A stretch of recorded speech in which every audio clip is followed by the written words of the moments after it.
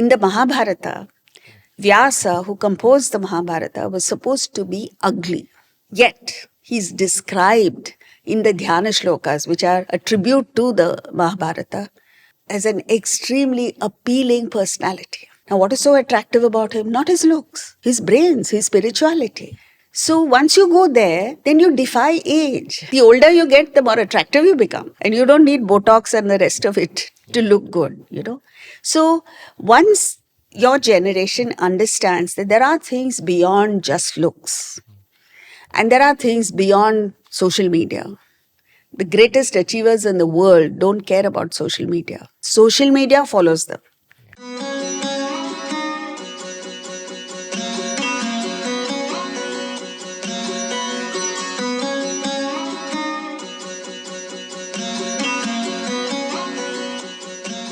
Welcome to our show again. And today we have a very special guest with us. But before that, I'd like to just talk about a special event that is forthcoming very, very soon. Do you like watching cricket? I'm sure you do. And most of us are glued to the television. We watch every ball, we listen to the commentators, we get close-ups of our favorite cricketers. And yet, when we get the opportunity to watch cricket live at the stadium, we jump at it. We are willing to pay a huge price for the ticket. We battle the heat and the jostling crowds, and we want to be there. Why? For the experience, the energy, the excitement, the atmosphere is so vibrant that we want to take it in and we come back from the match invigorated. It's the same thing with a live talk. When you go to a talk live in an auditorium, you don't just listen to the words. You take in the atmosphere. There are a whole lot of people who've come there with the urge to learn more, to grow, to become better human beings. And this collective vibe is powerful. So you get into the spirit of it. You get inspired. And this makes for easy absorption of the knowledge. And again, you go back home inspired to become a better person. With Guru Purnima around the corner, we're giving you this opportunity to experience it yourself. The topic, the most popular topic in the world, happiness. We're all seeking happiness, right? But do we know where it is? We seem to be chasing a shadow. You think one thing is what you want, and then you'll be happy. You achieve it, and what happens? There's another thing more, and more, and more. It never seems to end. So the question is, are we chasing a mirage when the oasis is in the opposite direction? Where is happiness? The answers to all these questions will be at our Guru Purnima talk, to which I personally invite all of you in Mumbai, Delhi, Kolkata, and Bengaluru very soon. So stay tuned for all the details that will follow. But for now, we have this very young student who's studying in college at NMIMS in Mumbai. Let me introduce you to Saharsh Rohera, who's done a short internship with us and he's brimming with questions. So I thought, why not introduce him to all of you so that all of us can get the benefit of the answers to his questions. Welcome, Saharsh, to our program. So, today I'll be asking you those questions that everyone looks answers for, but does not get it easily. So, starting with a big question, what do you think is the main purpose of a person's life? Yes, see, if you look into your own life and your movement from one experience to the other, why do you move to another experience? Why do you want one thing more?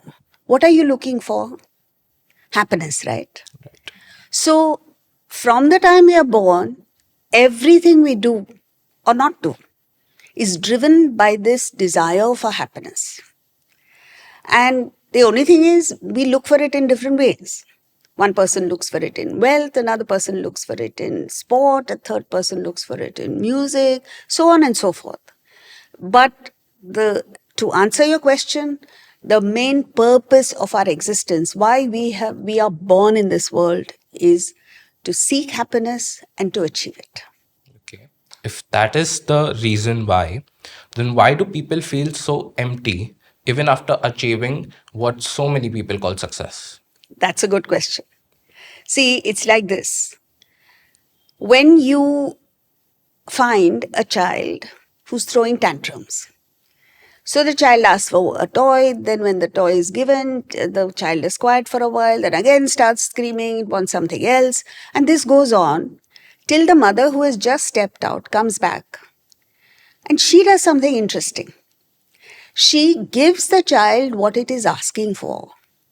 But before the child realizes that this is not what I want, the mother slips in a morsel of food.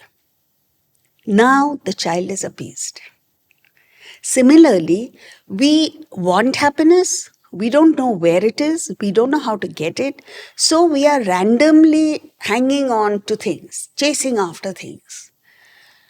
And when we get it, we are placated for a while. But then again, this desire for fulfillment comes.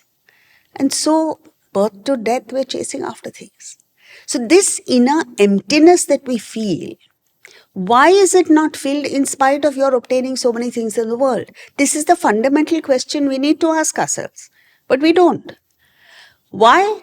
Because the Bhagavad Gita answers it simply. It says, if the emptiness were real, you could fill it. Like a bucket is empty, you can fill it with water. But if that emptiness is imaginary, you are imagining it in your mind, it can never be filled.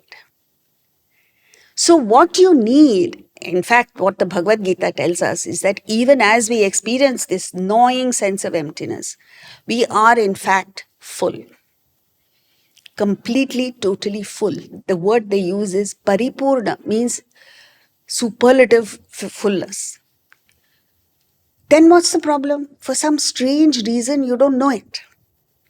So this ignorance of our fullness leads to desires. Because physics also says nature abhors vacuum. So wherever there is an emptiness, your thought forces come and go out into the world to obtain things, to fill that void. You obtain the things, but the void never gets filled. So, if only we understand that we really don't need objects of desire, what we need is knowledge of our fullness, then you can go about life as you want. You can go out, acquire whatever you want in life, as long as you understand that this will not fill my emptiness and that I need something else to fill that emptiness. Once you understand that, then you go about life what they call as tongue-in-cheek. Tongue-in-cheek, you know the term? Objectively. Not depending on the objects of the world, because you know they have no value. So, once you understand that, everything in life fits it, falls in place. You know? Thank you so much for that answer, ma'am. Another question. From the most paralyzing choices a student faces, should they pursue that passion or take the safe route to go to earn money? Think of all the people who have achieved success. Have they followed their passion or have they just gone after money? Virat Kohli, what was his passion? Cricket. Cricket. Dr. Abdul Kalam, what was his passion? Science. Scientist. So, the truth of the matter is that you can make maximum money, you can be most successful only in the field of your passion. Now, what is happening is the younger generation has no patience. So, they want instant results. That doesn't happen. Walt Disney, extraordinarily successful person, right? He followed his passion. But he was rejected so many times. He was actually thrown out because they thought he was not creative enough. Now, that's a laughing matter now. Einstein, teacher in school thought he was retarded. And I can go on and on. But the thing is, you have to identify your passion, and that's not enough. You have to follow it up with hard work, consistent effort. And success will surely come to you, but you must have patience. Now, nobody has that ability to stick with it and continue, you know. Also, you must understand your potential. Like in the field of cricket, there are some people who are fit enough to go up to Ranji Trophy, maybe IPL, but not Test. So they must understand that this is my level. I'll still strive for it, but I won't get disappointed if I don't go further because I understand this is my level. Similarly, in business, there are people who are successful in having a kirana shop. There are others who are successful in running a small business. But there are others who can start multinational corporations. So you have to understand what your level is, make an assessment of yourself, and then be content right through. Be content even when you're struggling, because you know that the future holds store for you. Now, let's say if a family does not support the choice of the student, how does that person handle the pressure of letting their parents down? Yes, this is a problem that does come up. But over the generations, like over the past 2 or 3 generations, parents have begun to understand that you need to find your passion first, and you can't just do engineering just because your parents want you to do. So they've begun to understand that. So your generation has an advantage over mine, for instance. But yes, there may be opposition. The first step is to work things out in your mind. Be clear about what you want to do, why you want to do it, and that you will succeed eventually. Try and convince your parents. If not, you have to go your way. You have to pursue your passion. And over time, they will understand, you know. So there is always that little bit of gap between your passion, your conviction, and your family's understanding. If there is a gap, try and fill it with knowledge, with persuasion. If not, you can't give in. This is a very important thing about life, that you have to follow your own passion. What if the person does not end up achieving it? Now they have to deal with the constant pressure. Now they are depressed, they're filled with anxiety, they're stressed out. What are they going to do? You know, have you seen this movie about Praveen Tambe, a cricketer? He was passionate about cricket. And that movie portrays it so beautifully. He comes from a very middle class family where his family depends on his income also. But he sticks to it. He sticks to cricket. And he goes through a lot of challenges, a lot of financial difficulties. But in the end, Rahul Dravid sees him play and understands his potential. He picks him up for the Ranji Trophy. His goal is achieved because that's all that he wanted. He's picked up for the IPL and he's achieved.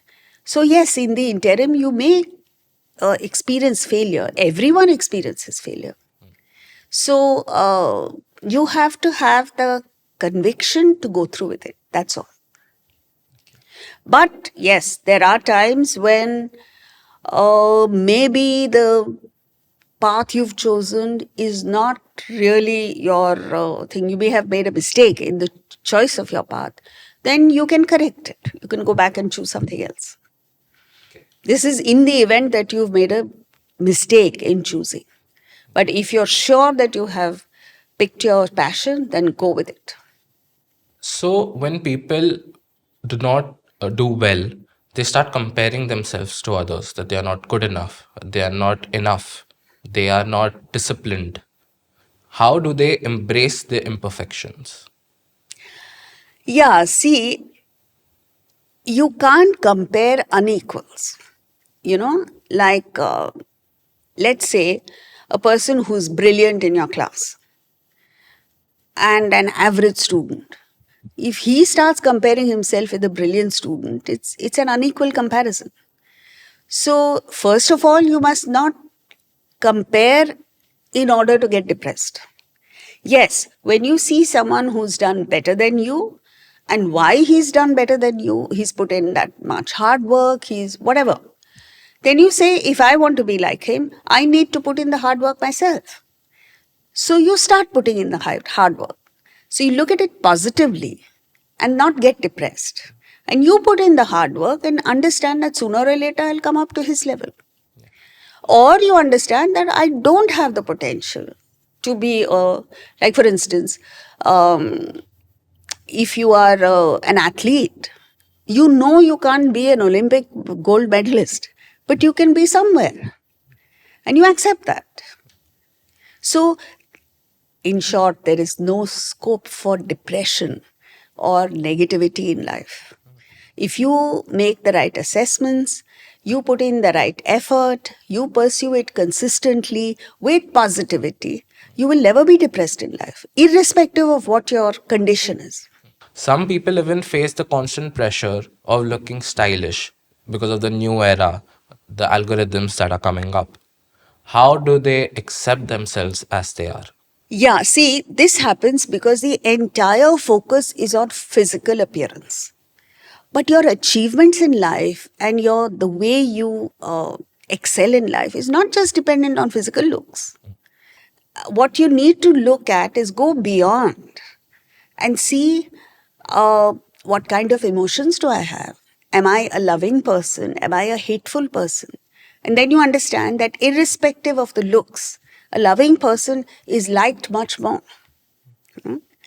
Go step further.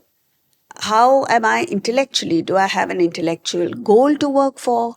Like again, take a look at Dr. Abdul Kalam. He didn't wear designer clothes. He didn't have the most fashionable shoes. He had his own style of hair that people, in fact, perhaps made even fun of. But he didn't care. He was a scientist of great achievement. He rose to become the president of India. So, if you go beyond physical looks, and I'm not saying ignore physical looks. Of course, you must look presentable. But let's face it, the way you're born, you can't do anything about it. Accept that. And then do the best you can to just look presentable. And then focus on deeper things. How your emotions are, how positive you are in your outlook, what goal do you have intellectually, are you serving people? That is what is more attractive. In the Mahabharata, Vyasa, who composed the Mahabharata, was supposed to be ugly. Yet, he's described in the Dhyana Shlokas, which are a tribute to the Mahabharata, as an extremely appealing personality. Now, what is so attractive about him? Not his looks, his brains, his spirituality. So once you go there, then you defy age. The older you get, the more attractive you become. And you don't need Botox and the rest of it to look good, So once your generation understands that there are things beyond just looks, and there are things beyond social media. The greatest achievers in the world don't care about social media. Social media follows them. So once you have that kind of understanding, then you don't worry about looks. And what if someone criticizes you based on how you look, how you appear, how you are dressed? How do they build that self worth that doesn't just fall apart? See, it requires self-assessment. When you know yourself and you understand that you are investing your energies and your thoughts, your entire being on things that are more important, then you don't worry about people criticizing you because this has been your choice. Yeah. Right? You have chosen to rise above appearance and you are investing your energies in something beyond, so it doesn't bother you.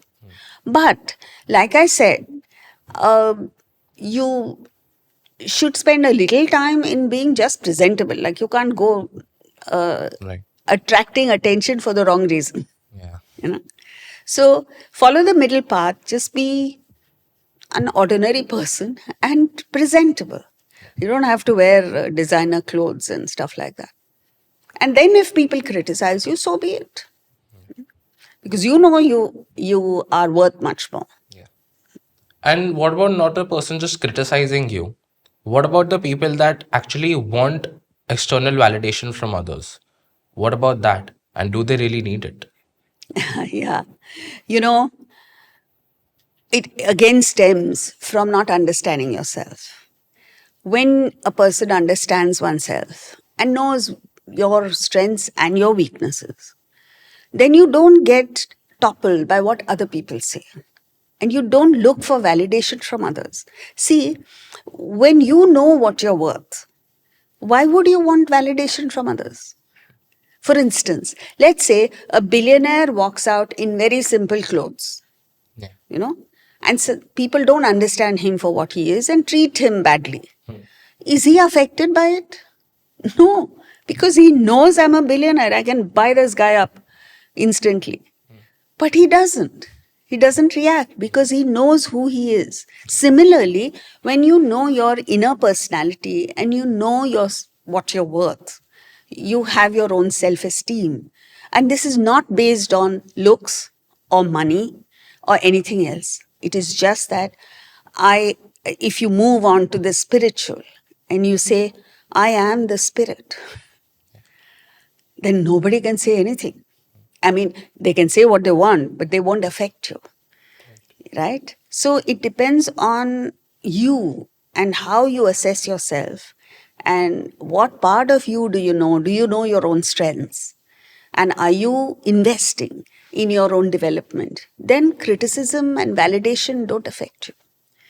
The problem is now everyone is focusing on validation. So one comment, one adverse comment, or one person who doesn't reply to your message throws you off guard completely. And the last question, the question every single generation is looking for. If a person falls, how do you bounce back? See, it comes from an understanding of life. If you look at the world and life itself, in any generation, whether it was 500 years back or now or another 200 years from now, the nature of the world remains the same. The world is a mix of pairs of opposites. Hmm?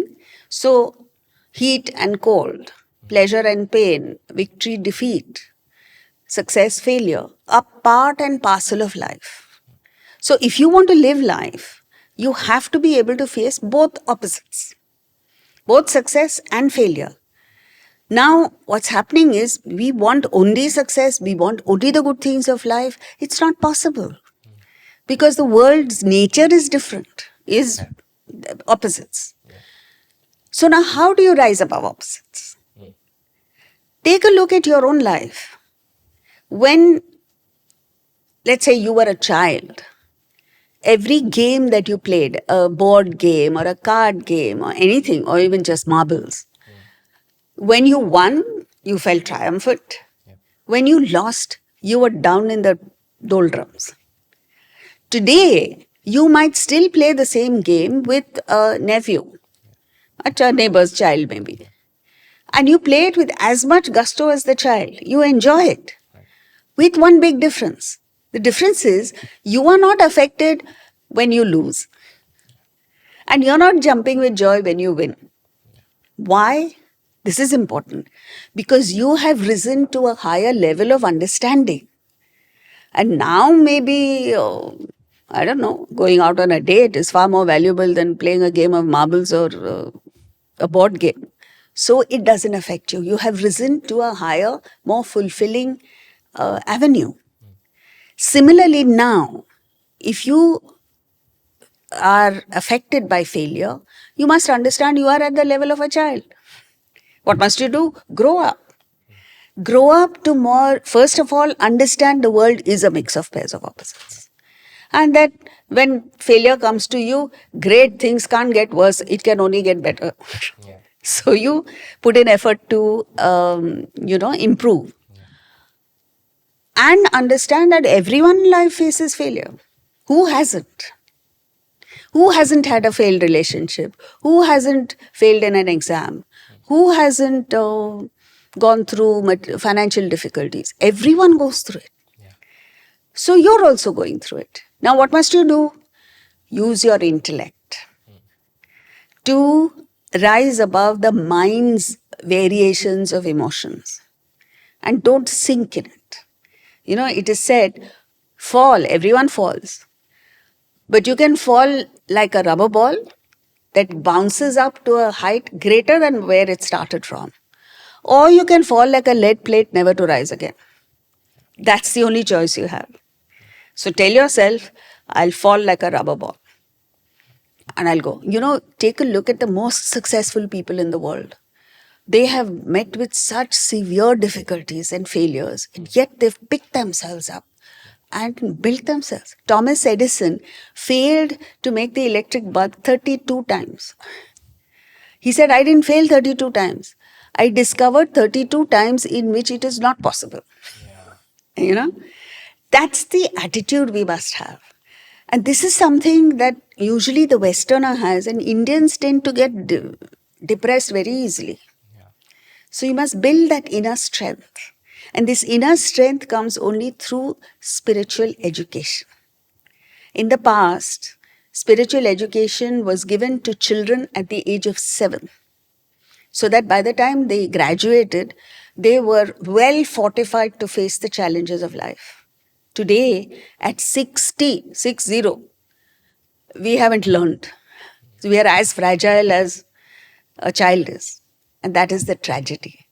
This is our culture. This is our strength. This is our inheritance. We must fall back on that. So that is why we address people of your generation, so that once you learn this, you don't make the mistakes that past generations have made and uselessly suffer. You know? So you said this is your final question. I'm telling you, this is my final answer. Yeah. Study the Bhagavad Gita. Build your spiritual assets. And then life will become a breeze. You'll enjoy everything in life, success as well as failure. Thank you so much, ma'am, for the inspirational talks. It really moved me. Thank you. And we'll end now with a prayer. Om Purnamada Purnamidam Purnat Purnamudachyate Purnasya Purnamadaya Purnamevavashishyate. Om Shanti Shanti Shanti. Thank you, Saharsh, for being with us and lending your youthful vitality to this discussion. Thank you for being with us for this most invigorating session. Those of you who are of Saharsh's age may gain the inspiration to join us. You're most welcome to join us as interns or any way you want to join us. And please join us for the Guru Purnima talks in Mumbai, Delhi, Kolkata, and Bengaluru. And see you next time. Thank you.